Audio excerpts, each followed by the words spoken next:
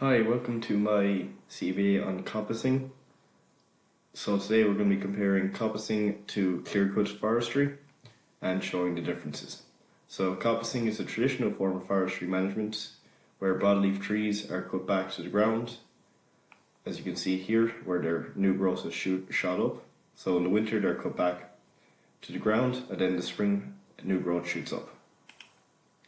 Compared to clear-cut forestry, where all trees are cut down at the same time, they're all planted at the same time. There's no real difference, there's nothing left behind afterwards. As you can see here, everything's dead from where it's been cut, and all the trees are the same age. So, how does coppicing work? In the winter, the trees are cut down to leaving a small stump called a stool, and then in the spring, new limbs shoot up from new growth. These new limbs are called poles, and depending on how large you want your poles, depends on how long you leave the tree to grow.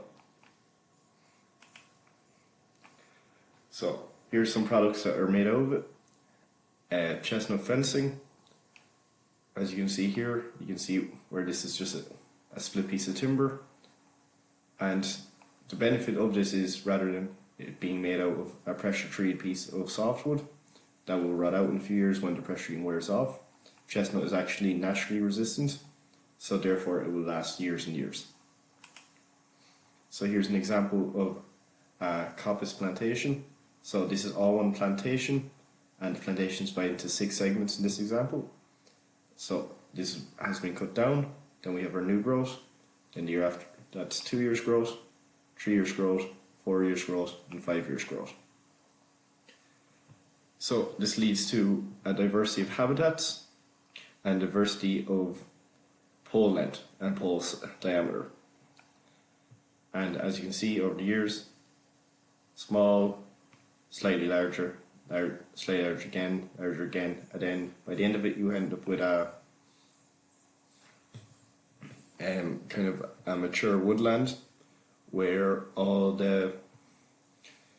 of it kind of joins together to one large canopy. So this would be kind of a mature woodland habitat compared to here where it would be more open.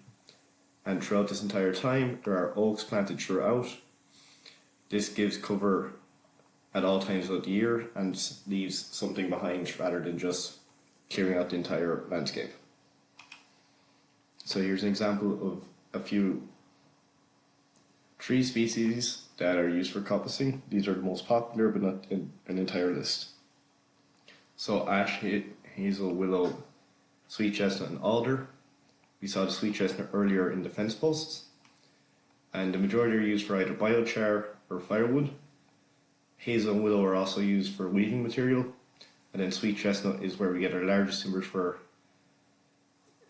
fencing materials, and the wooden lats that can be split up, and this is used for lime and plaster, traditional kind of plastering when we're doing restoration on old houses.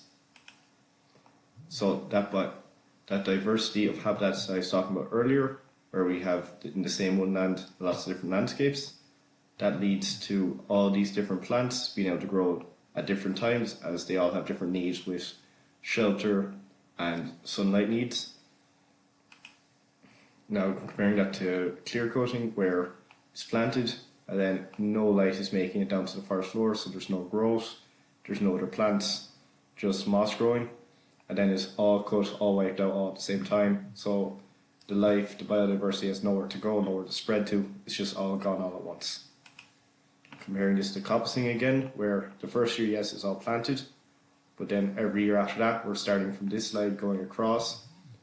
So there's always some growth and something holding the landscape together, and the plants and animals can move from part to part rather than all being wiped out together.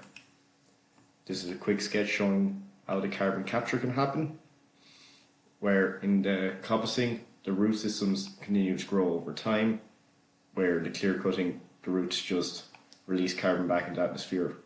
And there are papers proving that this coppicing is a good method of carbon capture. So in conclusion, the most biodiversity, root systems capture carbon, and then there's allowance of sunlight to get to the ground. Thank you.